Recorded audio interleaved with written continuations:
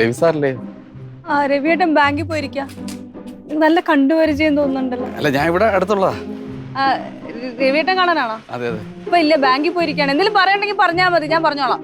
ഇല്ല കുഴപ്പമില്ല, ഞാൻ നേരിട്ട് കണ്ട് പറഞ്ഞോളാം. അല്ല കുഴപ്പമില്ല, പറഞ്ഞോളൂ. ഇല്ല, നേരിട്ട് കണ്ട് പറഞ്ഞോളാം. ഇല്ലയോ? ഇല്ല, വരും, കുറച്ചു നേരം കഴിയുമ്പോഴേ എത്തുള്ളൂ. ശരി, ഞാൻ പറഞ്ഞു.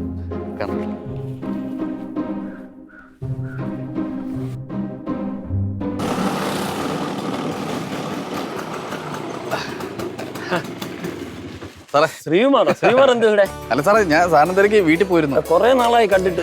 വീട്ടിൽ പോയോ? വീട്ടിൽ ചെന്ന വൈഫ് പറഞ്ഞു സാറേ ബാങ്കിൽ പോയെന്നോ. അതെ, ഞാൻ ഓഫീസിൽ നിന്ന് വരുന്ന വഴിയാണ്. അല്ല, വീട്ടിൽ പോയെന്തേ? അല്ല സാറേ, ജീവിതം വളരെ ഒരു പരാജയ അവസ്ഥയിലേക്ക് പോയിക്കൊണ്ടിരിക്കുകയാണ് സാർ. എല്ലാവരെയും ജീവിതം എങ്ങനെയൊക്കെ തന്നെ ശ്രീകുമാരെ, പരാജയമൊക്കെ ഉണ്ടാവും. അല്ല, എന്നാലും എൻ്റെ ഒരു പുല്ലാത്തൊരു അവസ്ഥയാണ് സാറേ. എനിക്കൊരു പുതിയൊരു സംരംഭം തുടങ്ങാനുള്ളൊരു പ്ലാനുണ്ട്. അപ്പോൾ സാർ ഒന്ന് എന്നെ സഹായിക്കണം. അതെ ശ്രീകുമാറെ, സഹായം എന്നൊക്കെ പറയുമ്പോഴേ ഞാനിപ്പം സാമ്പത്തികമായിട്ട് കുറച്ച് ടൈറ്റാണ്. തന്നെയല്ല, എൻ്റെ പെങ്ങളുടെ കല്യാണമാണ് ഇപ്പോൾ അടുത്ത കാലത്ത് കഴിഞ്ഞതേ ഉള്ളൂ. അപ്പോൾ അതിൻ്റെതായ ഒരു... അല്ല സാർ, സാമ്പത്തിക സഹായം അല്ല ഞാൻ ചോദിച്ചത്. പിന്നെ എനിക്ക് ഒരു ലോൺ എടുക്കാനുള്ളൊരു പ്ലാൻ ഉണ്ട്. അത്രേ ഉള്ളോ? അതിന് ശ്രീകുമാർ ഞാൻ ചെയ്യും. ബാങ്കിലോട്ട് നാളെ വേണ്ട, മറ്റന്നാൾ വരിക. പിന്നെ ID പ്രൂഫ് ഒക്കെ ഉണ്ടല്ലോ? അതെല്ലാം ഉണ്ട് സാർ. പിന്നെ പ്രോജക്ട് റിപ്പോർട്ട് നമുക്ക് തയ്യാറാക്കാം. സ്വയം തൊഴിൽ കണ്ടെത്തുന്ന വകുപ്പിലെ ഒരു കാര്യം ചെയ്യും, 2 ജാമ്യക്കാരുമായിട്ട് അങ്ങോട്ട് വാ. അവിടെയാണ് സാറേ പ്രശ്നം. ഈ 2 ജാമ്യക്കാരെന്ന് പറഞ്ഞു കഴിഞ്ഞാൽ ഒരാളെ നമുക്ക് എൻ്റെ ഒരു വകയിലൊരു അനിയനെ നിർത്താം. കുഴപ്പമില്ല. പക്ഷെ രണ്ടാമത്തെ ജാമ്യക്കാരെ ഒരാളെ വേണം. ഇല്ല, ആയില്ല. ഗവൺമെന്റ് എംപ്ലോയി അല്ലേ? ഗവൺമെന്റ് എംപ്ലോയി അങ്ങനെ ഒരാളില്ലല്ലോ സാറേ. അത് ഒരാൾ വേണം. 2 പേര് വേണം ശ്രീകുമാറെ. പിന്നെ അല്ല, കൂട്ടുകാരെന്ന് പറഞ്ഞാൽ അങ്ങനെ ഇല്ല സാറേ. ഇവിടെ എനിക്ക് ഏറ്റവും കൂടുതൽ പരിചയമുള്ള സാറിനെയാണല്ലോ. അപ്പൊ എനിക്ക് എന്തെങ്കിലും പ്രശ്നം ഉണ്ടെങ്കിൽ സാറിനോട് എനിക്ക് പറയാം. അതുകൊണ്ട് സാറ് ഒന്ന് നിന്ന് സഹായിക്കണം. ജാമ്യരിക്കാനോ? അയ്യോ, അത് ശരിയാവില്ലല്ലോ ശ്രീകുമാറെ. ഞാൻ ബാങ്കിൽ വേണ്ട സഹായങ്ങളൊക്കെ ചെയ്തു തരാം, പെട്ടെന്ന് തന്നെ ലോൺ പാസ്സാക്കി തരാം. പക്ഷേ ജാമ്യം നിൽക്കുന്ന കാര്യം... അല്ല സാറേ, എൻ്റെ ജീവിതം എന്ന് പറയുന്ന ഓരോ ദിവസവും മുങ്ങിത്താഴുന്ന ഒരു കപ്പലായി പോയിക്കൊണ്ടിരിക്കുകയാണ് സാർ. അത്ര ഒരു അവസ്ഥയിലാണ് ഞാൻ. അതൊക്കെ ശരിയാണ് ശ്രീകുമാർ. ഒരു കാര്യം ചെയ്യും, വേറെ ആരെങ്കിലും ഒക്കെ നോക്കുക, കൂട്ടുകാരോ അങ്ങനെ ആരെങ്കിലും ഒക്കെ ഉണ്ടെങ്കിൽ ഒന്ന്... സാറേ, സാറ് കൈവിട്ട് കഴിഞ്ഞാൽ എനിക്ക് വേറെ ആരും ഇല്ല സാറേ. സാറിന് അറിയാലോ എൻ്റെ കാര്യം. ഇനി ഒറ്റ വഴിയേ ഉള്ളൂ. ഞാൻ ഇത് നടന്നില്ല എന്നുണ്ടെങ്കിൽ ആത്മഹത്യ. അയ്യോ, അങ്ങനെയൊന്നും ചിന്തിക്കല്ലേ. ഒരു വഴി ഉണ്ടാവും. അല്ല, വേറെ വഴിയില്ല സാർ. അത്ര ഗതികേട് കൊണ്ടാ ഞാൻ സാറിനോട് വന്നൊരു കാര്യം പറഞ്ഞു. ശ്രീകുമാറെ, ഞാൻ ജോലി ചെയ്യുന്ന ബാങ്കിലെ ഞാൻ ജാമ്യം നിൽക്കുന്നത് ശരിയല്ല. ഒരു കാര്യം ചെയ്യും, ശ്രീകുമാർ വേറെ ഏതെങ്കിലും ബാങ്കിൽ നോക്കുക, അവിടെ നിന്ന് ആപ്ലിക്കേഷൻ ഫോമൊക്കെ വാങ്ങുക. എന്നിട്ട് ഞാൻ എന്തെങ്കിലും ചെയ്യാം, സഹായം ചെയ്യാം.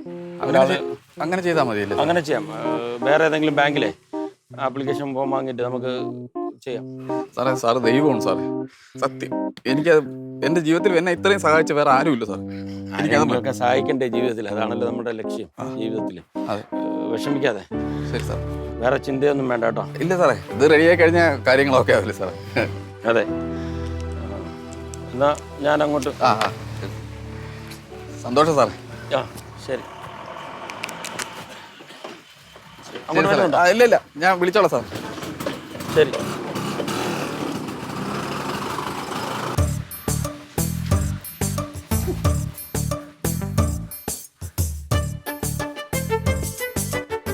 നോക്കടി, നമ്മ ദിവാസ്വപ്നം കണ്ടോണ്ടിരിക്കണോക്ക്. പാവോടി, നമ്മളെ 2 മേച്ച് സ്വപ്നം കാണാനുള്ള സമയം പോലും കിട്ടണില്ല. എന്ന് വെച്ചാൽ പരിചരിച്ചെന്ന്.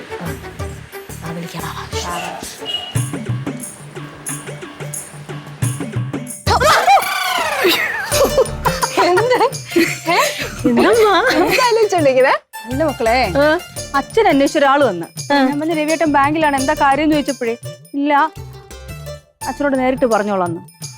അതിനിപ്പോ എന്തോ അത്ര ആലോചിക്കുള്ളതിന്? അല്ല, അയാൾ വന്ന നേരം തൊട്ട് വീടിനെ വല്ലാതെ ഇങ്ങനെ നോക്കിക്കൊണ്ടേയിരിക്കുന്നു. വീടിനെ അവിടെ നോക്കുന്നു, ഇവിടെ നോക്കുന്നു.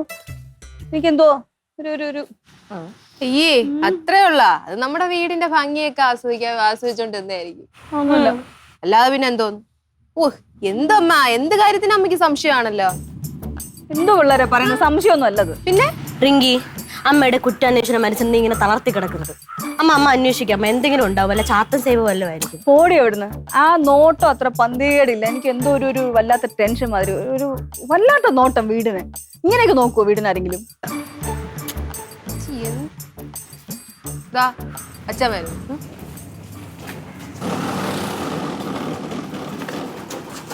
എന്താണ് അമ്മയും മക്കളും കൂടെ ഇങ്ങനെ ഒരു സംഭാഷണം? അതെ അച്ഛാ, ആ. അമ്മ ഇപ്പോഴത്തെ സമൂഹത്തിനെ പറ്റി ആലോചിച്ച് ഭയങ്കര ചിന്തയിലാണ്, ഭയങ്കര ആവലാതിയിലാണ്. എന്തു പറ്റി? അതൊന്നും ഇല്ല അച്ഛാ. ഒരാള് വന്നിട്ട് വീട് ഇങ്ങനെ വാച്ച് ചെയ്തു. അതിനാണ് അമ്മ ഈ കിടന്ന് ഓരോന്ന്. രവിയേട്ടൻ അന്വേഷിച്ച ഒരാള് വന്നു. രവിയേട്ടൻ ഇല്ലെന്ന് പറഞ്ഞപ്പോഴത്തേക്കും കാര്യമൊന്നും പറയാതെ ഞാൻ നേരിട്ട് പറഞ്ഞോളാം ഒരു പോക്ക്. ഇപ്പൊ അങ്ങോട്ട് ഇറങ്ങിപ്പോയല്ലേ? ആ എന്റെ ഒരു ഫ്രണ്ടാ. അതെ, ഒരു ലോണിന്റെ കാര്യം പറയാൻ വേണ്ടി വന്നത്. ഇപ്പൊ എങ്ങനെ? ഞാൻ കണ്ട് വഴി വെച്ച് കണ്ട് സംസാരിച്ചിപ്പോ. ലോണിന്റെ കാര്യമാണെങ്കിൽ എന്നോട് പറഞ്ഞാ പോരെ വരികയ്ക്ക്. അനി നിന്റെ അടുത്ത് നീയാണോ ബാങ്ക് ജോലി ചെയ്യണത്? ലോണിന്റെ കാര്യം അവൾക്ക് പറയാം. അച്ഛാ ബിഹേവ്. അമ്മയടുത്ത് ഇങ്ങനെയൊക്കെയാണ് സംസാരിക്കേണ്ടേ? അമ്മയ്ക്ക് ജോലിയും കൂലിയും ഇല്ലെന്ന് പറഞ്ഞിട്ട് അച്ഛൻ ഇങ്ങനെ അമ്മയെ നോക്കിയിട്ട് ഇങ്ങനെ അങ്ങനെയൊക്കെ പറയേണ്ട ഒരു ആവശ്യമില്ലായിരുന്നു. അമ്മയ്ക്ക് ബാങ്കിൽ ജോലിയില്ല, അതിന്റെ വിദ്യാഭ്യാസവും വിവരമൊന്നും അമ്മയ്ക്കില്ല. ഇപ്പൊ എന്ത് ചെയ്യാൻ? അമ്മ ഇപ്പൊ തുടങ്ങും. അച്ഛൻ ഇങ്ങനെ പറഞ്ഞിട്ട് പോയി കഴിഞ്ഞാൽ അമ്മ ഇപ്പൊ തുടങ്ങും. MCOM ഞാൻ മറ്റേ ഫസ്റ്റ് റാങ്ക് ആയിരുന്നു, ഡിസ്റ്റൻഷൻ ഇതൊക്കെ അടുക്കളയിരുന്ന ഞാനും റിംഗും കൂടെ കേൾക്കട്ടെ. എന്റെ പൊന്നച്ഛ, അച്ഛൻ ഇങ്ങനെ പറഞ്ഞാൽ മതി. എവിടെങ്ങനെ ഫുൾ സ്റ്റോപ്പ് ഇടോ? എന്തോന്ന് വെച്ചാൽ ഫുൾ സ്റ്റോപ്പ് ഇടോ? നിർത്തിയാ കഴിഞ്ഞാ? രവിയേട്ടാ, പുള്ളി വന്നിട്ട് വീട് ഒരുമാതിരി ഇങ്ങനെ നോക്കിക്കൊണ്ടിരിപ്പുണ്ടായിരുന്നു. എനിക്കത് കണ്ടിട്ട് എനിക്ക് പേടിയായി. ആരാ എന്താന്നൊന്നും പറയുന്നുമില്ല. ഒന്നും പേടിക്കണ്ട, എന്നപ്പോ നോക്കിയെന്നേ ഉള്ളൂ. എന്നെ കണ്ട് സംസാരിച്ചു. ബാ ചായ ഇട്ടു മാറും. എന്താണ് അമ്മ കിട്ടുന്ന സമയം കളിയാക്കി പോണം. ഓഹോ, ഇപ്പൊ അങ്ങനെ. പിന്നെ അല്ലാതെ നിന്ന് മോളെ വർക്കൗട്ടൊക്കെ നേരത്തെ കഴിഞ്ഞു. ക്ലയൻസ് കുറവായിരുന്നു അച്ഛാ. കുട്ടാതെ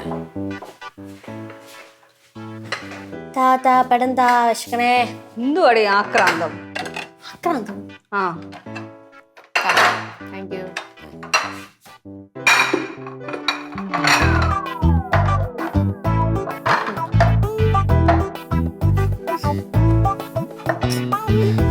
എന്റെ അമ്മ ചമ്മന്തി ഇടിയപ്പോ അമ്മ. എന്തുവാടി നല്ല കോമ്പിനേഷൻ അല്ലേ? എനിക്ക് ഇഷ്ടല്ലേ ഈ കോമ്പിനേഷൻ. ഇടി എന്നും ചപ്പാത്തി ആക്കണ്ടല്ലോ എന്ന് കരുതി വെറൈറ്റിക്ക് പിടിച്ചതാണ് ഇടിയപ്പവും ചമ്മന്തി. അമ്മ എനിക്ക് വിശക്കണം. ഇടിയപ്പം ആയാലും ചപ്പാത്തി ആയാലും എന്തായാലും ഞാൻ കഴിച്ചോളാം. ഇതാ നീ കഴി. മക്കളെ ഇന്നത്തേക്ക് കഴിക്കടിക്കുമ്പോ എനിക്കൊക്കെ വേണ്ട, എനിക്ക് വേണ്ട അച്ഛാ. എനിക്കുള്ളത് കൂടെ അവക്ക് കൊടുത്താൽ അതെ. ദേഷ്യം പിടിപ്പിക്കില്ല, കഴിക്കണം കേട്ടോ. എനിക്ക് ഇഷ്ടല്ല. എനിക്ക് ഇങ്ങനത്തെ കണ്ടപ്പോ തന്നെ എന്റെ മൂഡ് പോയി. ഇടിയപ്പവും ചട്നി എന്നൊക്കെ പറയുന്നത് പണ്ടത്തെ കോമ്പിനേഷനാണ്, നാടൻ കോമ്പിനേഷനാണ്. ഈ ഇറച്ചിക്കറിയും ഇതൊക്കെ മസാലക്കറിയൊക്കെ ഇപ്പോഴല്ലേ വന്നത്.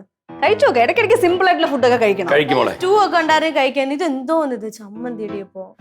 അച്ഛൻ പറഞ്ഞില്ലേ ഇന്നത്തേക്ക് ചട്നി ഒഴിച്ച് കഴിക്കുമോളെ. എനിക്ക് വേണ്ട. വേണ്ട, എണീറ്റ് പോടി മോളെ.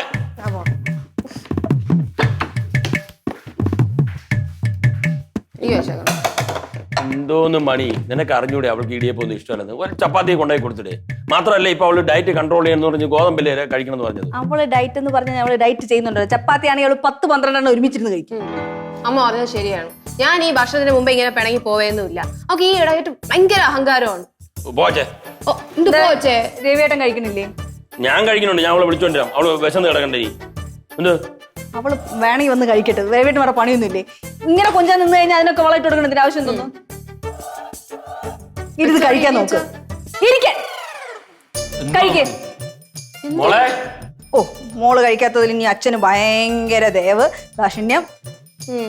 അവൾക്ക് 2 ആവശ്യം കൂടി ഫിറ്റ് ചെയ്ത് വെച്ചിട്ടുണ്ട്. നീ മിണ്ടായിരിക്കണം കേട്ടോ. ഉണ്ടാ.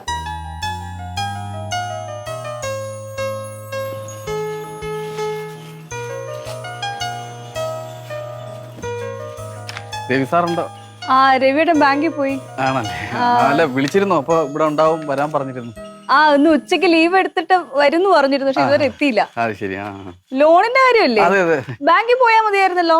അല്ല, സാറിന്റെ ബാങ്കിൽ നിന്നല്ല ലോണ്, വേറെ ബാങ്കിൽ നിന്നാണ് ലോൺ എടുക്കുന്നത്. അപ്പൊ ഈ ലോൺ എടുക്കുമ്പോൾ 2 എംപ്ലോയി ഇത് ജാമ്യം നിൽക്കണമല്ലോ. അപ്പൊ ഒരാള് എൻ്റെ ഒരു വകയിലൊരു അനിയനുണ്ട്, ഒരാള് സാറ് കൂടി നിൽക്കാന്ന് പറഞ്ഞായിരുന്നു. ലോണ് ശരിയാക്കാനല്ലേ, ജാമ്യം നിൽക്കാനാണ്? അതെ അതെ. രവിയേട്ടൻ സമ്മതിച്ചോ അതിന്? അല്ല, നിൽക്കാന്ന് പറഞ്ഞായിരുന്നു. സമ്മതിച്ചോ? ആ, പറഞ്ഞായിരുന്നു. ഉണ്ടോ? ഇല്ല, രവിയേട്ടൻ ഇല്ല, എത്തിയിട്ടില്ല. ഒരു കാര്യം ചെയ്യൂ, ഒന്ന് രവിയേട്ടനെ ഫോൺ വിളിച്ചിട്ട് വന്നാ മതി പിന്നീട്. അല്ല, ഞാൻ വിളിച്ചിരുന്നു, അപ്പൊ ഉണ്ടാവും പറഞ്ഞായിരുന്നു. ഇപ്പൊ എത്തിയിട്ടില്ലല്ലോ. അപ്പൊ ഞാൻ വെയിറ്റ് ചെയ്താലോ?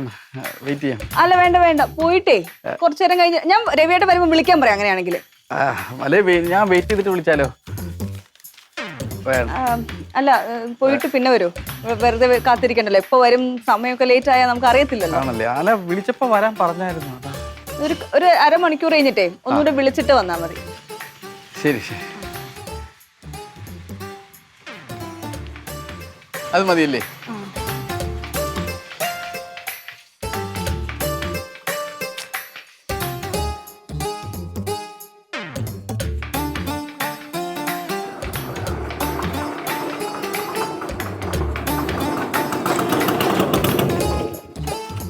എന്ത് പണി വല്ലാതിരിക്കുന്നത്? പിള്ളേരുമായിട്ട് വല്ല വഴക്കുള്ള ഉണ്ടായോ?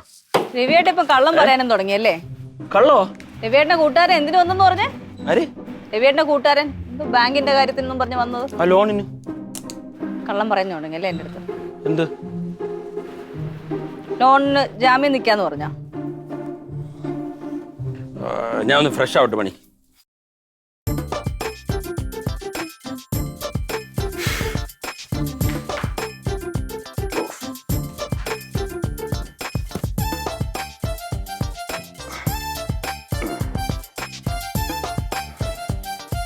രവിയേട്ടാ, ഇന്നലെ രവിയേട്ടനെ അന്വേഷിച്ചു വന്ന ആളില്ലേ? അയാൾ എന്തിനു വന്നെന്നാ പറഞ്ഞോട്? അല്ല ലോണിന്റെ കാര്യത്തിന് ഞാൻ പറഞ്ഞല്ലോ. രവിയേട്ടന്റെ ബാങ്കിലെ ലോണോ? അല്ല വേറെ ബാങ്കിൽ ലോൺ ശരിയാക്കുള്ളൂ, അതിന് വേണ്ടി പറഞ്ഞു. അയാൾ എന്നോട് വന്ന് എല്ലാ സത്യവും പറഞ്ഞു. എന്തിനാ ഞങ്ങളത് കള്ളം പറഞ്ഞേ? എന്ത് കള്ളം? അയാൾക്ക് ലോൺ എടുക്കാൻ ജാമ്യം നിക്കാന്ന് പറഞ്ഞല്ലേ? അത് മണി അയാൾക്ക് അത്യാവശ്യമായിട്ട് വേണമെന്ന് പറഞ്ഞപ്പോഴത്തേക്ക് പിന്നെ ഞാൻ രവിയേട്ട ഒരു ബാങ്ക് എംപ്ലോയി അല്ലേ? രവിയേട്ടൻ തന്നെ ഇതുപോലെ എത്രയോ കുടുംബങ്ങൾ തകർന്ന കഥ എന്നോട് പറഞ്ഞിട്ടുണ്ട്. ബാങ്കിന് ജാമ്യം നിന്നിട്ട് എന്നിട്ട് രവിയേട്ടൻ തന്നെ സമ്മതിച്ചു കൊടുത്താ? മണി അയാൾ ഒത്തിരി പ്രശ്നത്തിലാണ്. അതായത് പല പല ബിസിനസ്സും ചെയ്ത് ജോലിയൊക്കെ ചെയ്തിട്ട് ഒന്നും രക്ഷപ്പെടാതെ എന്തെങ്കിലും ഒരു സംരംഭം തുടങ്ങി അയാളൊന്നും രക്ഷപ്പെട്ടെന്ന് ഇത് സഹായിക്കാന്ന് വിചാരിച്ചു. ഈ സഹായം രവിയേട്ടൻ അങ്ങോട്ട് ചെയ്യാന്ന് പറഞ്ഞല്ലോ, അയാൾ ഇങ്ങോട്ട് വന്ന് ചോദിച്ചല്ലേ? അപ്പൊ എന്ത് ഉത്തരം പറയണായിരുന്നു രവിയേട്ടൻ? എന്ത് പറയാ? ഒന്നുകിൽ ആലോചിക്കാൻ കുറച്ച് സമയം വേണമെന്ന് പറയായിരുന്നു, ഇല്ലെങ്കിൽ ഇത് ചെയ്യാൻ പറ്റത്തില്ല, ജാമ്യം നിൽക്കാൻ പറ്റില്ല എന്ന് മുഖത്തോക്കി പറയായിരുന്നു അല്ലേ? എന്നിട്ട് അത് ചെയ്തോ? അത് പറയില്ലല്ലോ. മറ്റുള്ളവരുടെ ബുദ്ധിമുട്ടുകൾ കാണുമ്പോൾ അലിഞ്ഞു പോവല്ലേ ചെയ്യുന്നത്? മണി എനിക്ക് അയാളുടെ മുഖത്തോക്കി നോ എന്ന് പറയാൻ പറ്റില്ലായിരുന്നു. അയാൾ പാവം മനുഷ്യനാണെന്ന്. രവിയുടെ പ്രശ്നം ഇതാണ്. യെസ് എന്ന് പറയേണ്ട സ്ഥലത്ത് യെസ് പറയില്ല, നോ എന്ന് പറയേണ്ട സ്ഥലത്ത് നോ എന്ന് പറയില്ല. എന്നിട്ട് മറ്റുള്ളവരെല്ലാം പ്രശ്നത്തിലാക്കുകയും ചെയ്യും. അയാൾ EMI മുടക്കി കഴിഞ്ഞാൽ എന്ത് ചെയ്യും? ജാമ്യം നിന്നിട്ട് രവിയേട്ട കയ്യിൽ നിന്ന് പിടിക്കൂലേ? നമുക്കൊരു ആവശ്യം വന്നു, മോളെ കെട്ടിച്ചുവിടാൻ നിൽക്കുകയാണ്, ലോൺ എടുക്കേണ്ടി വന്നാൽ നമുക്ക് ലോൺ കിട്ടുമോ? ഇതൊന്നും രവിയേട്ട ആലോചിക്കാത്തത്. രവിയേട്ട എപ്പോഴും രവിയേട്ടനെ മറ്റേ എല്ലാവരെയും ഗുഡ് ബുക്സ് വേണം, എല്ലാവരും നല്ല പിള്ളയാണ്, ആരെങ്കിലും ഒരു കാര്യം ചോദിച്ചാൽ ഉടനെ ചെയ്തു കൊടുക്കാന്ന് പറഞ്ഞാൽ നല്ല പേര് കിട്ടുമല്ലോ. മണി ഒരു സഹായം ചെയ്യാന്ന് പറഞ്ഞു, അതിന് ഇത്ര പ്രശ്നം എന്താണ്? ഈ സഹായം ചെയ്ത അവസാനം നമ്മുടെ അവസ്ഥ എന്താണെന്ന് ആലോചിച്ചില്ലല്ലേ? നിങ്ങൾ ഇടന്നിങ്ങനെ വഴക്കുണ്ടാക്കില്ല. കാര്യങ്ങൾ മനസ്സിലാക്കാതെ പെരുമാറുന്നു നോക്കച്ചൻ. അച്ഛനും അമ്മയ്ക്ക് അറിയാല്ല, അതുകൊണ്ടാണ് പറയുന്നത്. അമ്മയ്ക്ക് അറിയാലോ മണി. എനിക്ക് അപ്പൊ അയാളോട് നോ പറയാൻ പറ്റില്ല. നോ എന്ന് പറഞ്ഞേ പറ്റുള്ള രവിയേട്ട. ചില സാഹചര്യങ്ങളിൽ നോ പറയണം. എല്ലാരും നല്ല പിള്ളേരായിട്ട് നിൽക്കാൻ പറ്റില്ല എപ്പോഴും എല്ലാ കാലവും.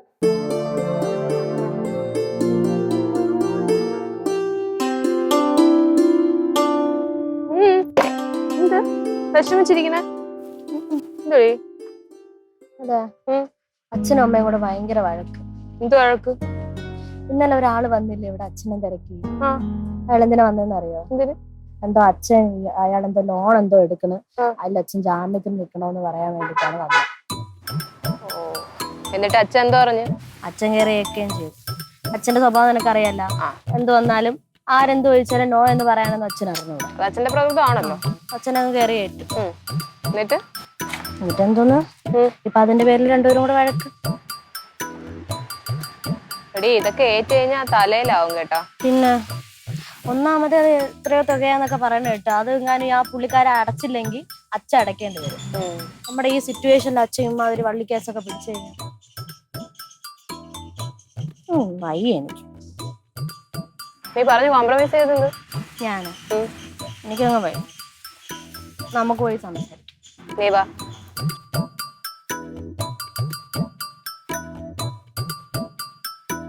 ഞാൻ അയാൾക്ക് പറഞ്ഞു പോയില്ലേ മണി, അതുകൊണ്ടല്ലേ. ഈ പറഞ്ഞു പോയി കുറെ നേരമായിട്ട് പറയുന്നുണ്ടല്ലോ, വാക്ക് മാറ്റി പറയാൻ പറ്റണം. അപ്പൊ വിശ്വാസം വഞ്ചനയല്ലേ മണി? എന്തൊന്നും വിശ്വാസം വഞ്ചന എപ്പോഴും കോമൊക്കെ നിങ്ങളുടെ. നിർത്ത്. അച്ഛാ, അമ്മ പറയുന്നതിൽ കാര്യമുണ്ട്. അറിഞ്ഞോണ്ട് കുഴി ചാടുന്നത് ശരിയല്ല. ലോൺ എടുക്കാൻ കാണിക്കുന്ന ആവേശം അത് അടയ്ക്കാൻ തിരിച്ച് കാണിക്കില്ല. അത് മനസ്സിലാക്കാതെയും. അതല്ല ഇത്രയും നേരം പറഞ്ഞുകൊണ്ടിരിക്കുന്ന രവിയേട്ട, മനസ്സിലാക്ക്. മക്കളെ അയാൾ ഒരു പാവം മനുഷ്യൻ. ഞാൻ പറഞ്ഞു, എനിക്ക് അയാളുടെ മുഖത്തൊക്കെ പറയാൻ പറ്റൂല. ഇനി അച്ഛൻ ആരെ പേടിക്കുന്നേ? പേടിയല്ല അത്. ഞാൻ അയാൾക്ക് നിൽക്കാന്ന് പറഞ്ഞിട്ട് പിന്നെ ഇപ്പം പറ്റില്ല എന്ന് പറഞ്ഞു. ഞാൻ അയാളുടെ മുഖത്ത് നോക്കിയിട്ടല്ലേ ജാമ്യം നിൽക്കാന്ന് പറഞ്ഞത്. അതുപോലെ തന്നെ മുഖത്ത് നോക്കിയിട്ട് ജാമ്യം നിൽക്കാൻ പറ്റൂലെന്നങ്ങ് പറയണം, അത്രേ ഉള്ളൂ. എനിക്കത് പറ്റൂല. അല്ലെങ്കിൽ എന്താ ചെയ്യും മണി? അച്ഛാ ഓ, എന്റെ ഒരു ഐഡിയ ഉണ്ട്. എന്തോന്നാണ്? അച്ഛ ഒരു കാര്യം ചെയ്യ്. അച്ഛ ഒരാഴ്ച അയാൾക്ക് പിടികൊടുക്കാതെ ഒന്ന് മുങ്ങി നടക്ക്. അയാൾ ഫോൺ വിളിച്ചാലും അച്ഛ എടുക്കാൻ നിൽക്കണ്ട.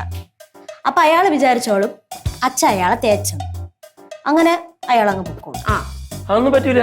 ഇവള് പറയുന്നതിൽ കാര്യമുണ്ട്. ഒന്നേ അച്ഛൻ മുങ്ങണം, അല്ലെങ്കിൽ പൊങ്ങണം. പൊങ്ങണോ? എന്ത് വേണോന്ന് വെച്ചാൽ ആലോചിച്ചിട്ട് പറ. മുങ്ങണോ പൊങ്ങണോ? പൊങ്ങണമെന്ന് വെച്ചാൽ ഒന്നെങ്കിൽ പുള്ളിക്കാരുടെ അടുത്ത് ഒന്ന് കാര്യം പറയണം, എനിക്ക് പറ്റൂല. അത് പറ്റൂലല്ലോ. അപ്പൊ പിന്നെ എന്ത് വേണം? പിടികൊടുക്കാതെ നടക്കാല്ലേ? ആ അച്ഛനെ കൊണ്ട് അതേ പറ്റൂ. അതേ പറ്റൂ. ഓക്കെ അല്ലേ? ആ തീർന്നു ഇവിടെ വഴക്ക്. ശരി, ഇനി വഴക്കുണ്ടാക്കല്ലേ, സമാധാനം. ഇല്ലില്ല.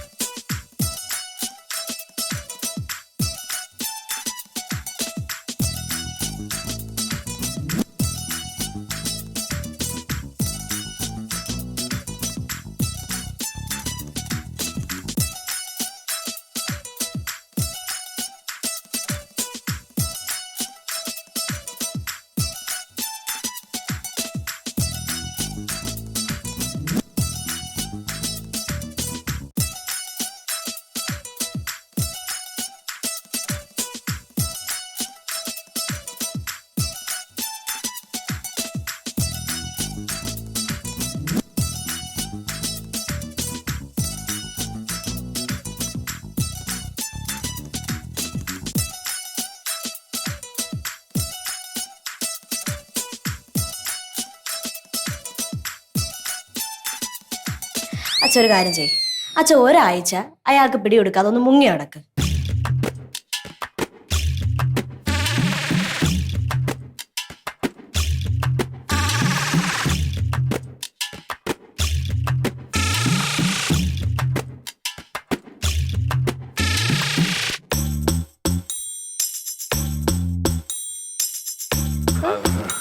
അതെ, ആ ശ്രീകുമാർ അവിടെ ഇങ്ങനെ ഭാഗ്യത്തിന് എന്നെ കണ്ടില്ല. ഞാൻ പിന്നെ ആ സൈഡ് കൂടെ പോയി. എന്റെ രവിയേട്ടാ, പറ്റൂല്ലെങ്കിൽ അങ്ങ് മുഖത്തൊക്കെ അങ്ങ് പറഞ്ഞാ പോരെ. എങ്ങനെ കിടന്ന് ഒഴിഞ്ഞു മാറുന്ന എന്തിന്? നല്ല ആവശ്യമുണ്ട് ഇതിന്റെയൊക്കെ. അപ്പോഴത്തെ അയാൾ ആത്മഹത്യ എന്നൊക്കെ പറഞ്ഞപ്പോ ഞാൻ കയറി പറയുകയും ചെയ്തു, ഹെൽപ്പ് ചെയ്യാന്ന് പിന്നെ പറയുകയും ചെയ്തു. അച്ഛാ വരുന്നെന്നാ തോന്നുന്നു കേട്ടോ. മാറ് മക്കളെ, ഞാൻ അകത്തോട്ട് പോട്ടെ. എന്ത് സ്വഭാവമാണ് നിന്റെ അച്ഛനിത്?